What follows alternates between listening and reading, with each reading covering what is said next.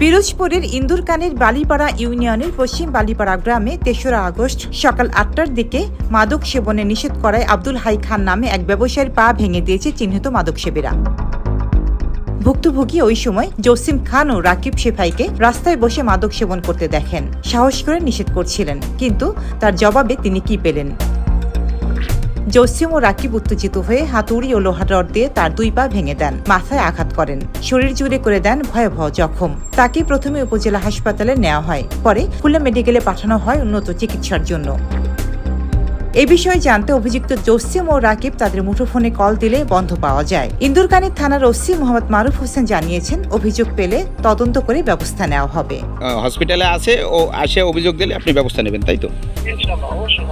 রাকিব এবং জসিম ওরা আগে থেকেই আমি জানি যে এলাকায় বিভিন্ন ধরনের নেশার সাথে জড়িত আছে, ড্রাগসের সাথে ওরা বিক্রি করে এবং আনে সেবন করে, এবং এলাকায় কিছু চুরি, একটা দোকানে চুরি হয়েছে এবং চুরির সাথে ওরা জড়িত আছে। সারা নেশা করে এরা ভয়তে কিছু করতে আছে না। দাবি যে এই জায়গায় নেশারিক এইভাবে আমরা বস কই গেছি, মরার পথে আমরা আমাকে যে একটা অত্যাচার করবে, এই অত্যাচার আমরা চাই না। এই যে জসিম এবং এই যে রাকিব সিপাই, এরা দীর্ঘদিন ধরে মাদকের সাথে জড়িত এবং চাঁদাবাজ। এরা রাতের বেলায় চুরি করে, ডাকাতি করে, ছিনতাই করে। এই জায়গায় আতুরে বাড়ি আছে মনে হয় এক জায়গায় 50টা। তারপর পিডিয়ান, লাইটের পিডিয়ানের কোনো আঘাত বাকি নেই। এই এলাকার সন্ত্রাস এবং গাঁজাখোর এলাকা সবাই জানে যে শৃঙ্খল ছেলেবার। এরা দুজনে অতর্কিতভাবে আমার ছেলে জীবনে কোনোদিন একটা টোয়ার গা কেউ খায় না, আর সেও কারো গায়ে একটা হাত দেয় না, কোনোদিন বলতে পারবে না এলাকার মানুষ।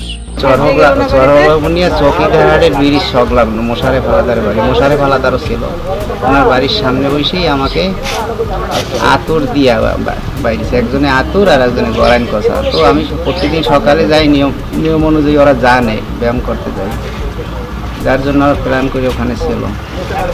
এদিকে এলাকাবাসীর দাবি, জসিম ও রাকিব শুধু মাদক নয়, চুরি সহ বিভিন্ন অপরাধে জড়িত। কিছুদিন আগেই এক দোকানে চুরি হয়, সেই রাতে তাদের দেখা যায় ঘটনাস্থলে। এই ঘটনায় প্রতিবাদ জানিয়ে এলাকাবাসী বিক্ষোভ মিছিল করেছে। তাদের একটাই দাবি, অপরাধী যেই হোক, রাজনৈতিক পরিচয় দেখে নয়, সর্বোচ্চ শাস্তি হোক। রোজিনা রোজি, দেশকাল নিউজ।